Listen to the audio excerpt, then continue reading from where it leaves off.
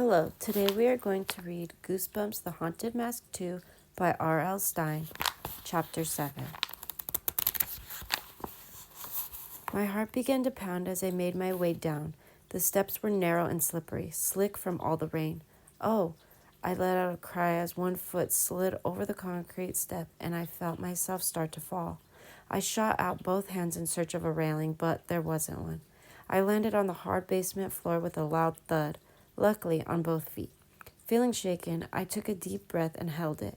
Then I turned back to the trap door and called up to Chuck. "I'm okay. Get down here."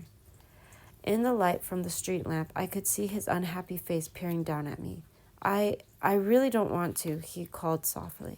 "Chuck, hurry," I insisted. "Get out of the alley. If someone drives by and sees you, they'll get suspicious." "But it's so late, Steve," he whined, "and it isn't right to break into basements. And we're not breaking in," I called up to him impatiently. "The door was open, right? Hurry up. If the two of us search the boxes, we can do it in 5 minutes." He leaned down over the opening. "It's too dark," he complained. "We don't have a flashlight or anything." "I can see fine," I replied. "Get down here. You're wasting time." "But it's against the law," he started. Then I saw his expression change. His mouth dropped open as car headlights washed over him. With a low gasp, Chuck ducked through the opening and bolted down the stairs. He stepped up close beside me, breathing hard. I don't think they saw me. His eyes darted around the large basement. "It's too dark, Steve. Let's go home." "Give your eyes a chance to adjust," I instructed him. "I can see okay." I gazed slowly around the basement. It was bigger than I'd thought. I couldn't really see the walls. They were hidden in darkness. The ceiling was low, only a foot or two over our heads. Even in the dim light, I could see the thick cobwebs in the rafters. The cartons had been stacked in 2 rows near the steps.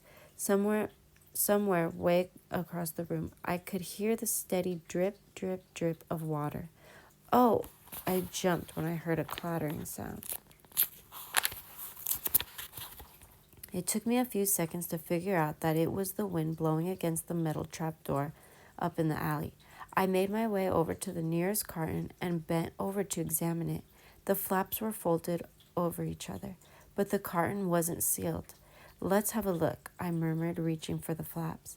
Chuck had his arms crossed tightly in front of his chest. "This isn't right," he protested. "It's stealing."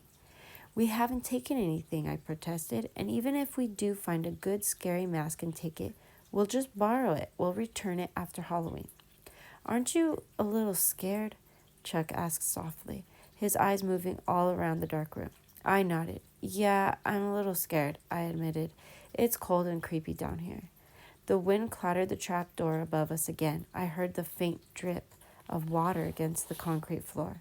"Let's hurry," I urged. "Help me." Chuck stepped beside me, but he just stared down at the box and didn't try to help. I pulled open the first carton, pushed back the cardboard flaps, and peered inside. "What is this stuff?" I reached in and pulled out a cone-shaped party hat. The box was stuffed with party hats. "This is great," I whispered happily to Chuck. I dropped the hat back in the box. I was right. All the stuff from the store is packed up down here. We're going to find the scary masks. I know we will. Cartons were stacked on top of cartons.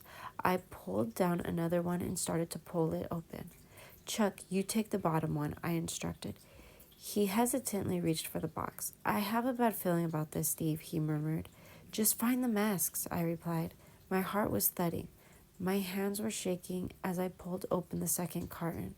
I was really excited. "This one is filled with candles," Chuck reported. My carton had piles of party placemats, napkins, and paper cups. "Keep going," I urged. "The masks have got to be down here." Above our heads, the wind shook the trap door. I hope it wouldn't suddenly slam shut on us. I didn't want to be trapped down in this cold basement in the dark. Chuck and I slid 2 more cartons into the pale square of light from outside. My carton was taped shut. I struggled to pull off the tape. I stopped when I heard the creaking sound above my head. Creaking floorboards? I froze my hands over the carton. "What was that?" I whispered. Chuck frowned at me. "What was what?" Didn't you hear that noise upstairs? It sounded like a footstep. Chuck shook his head. I didn't hear anything. I listened for a few more seconds. Silence now. So I went back to work on the carton. I pulled it open and peered eagerly inside. Greeting cards. Dozens of greeting cards. I sifted through them. Birthday cards, Valentine's, a whole carton of cards. Disappointed, I shoved the carton to the side and turned to Chuck. Any luck? Not yet. Let's see what's inside this one. He pulled open the carton with both hands. Then he leaned over it and peered inside. Oh, yuck, he cried.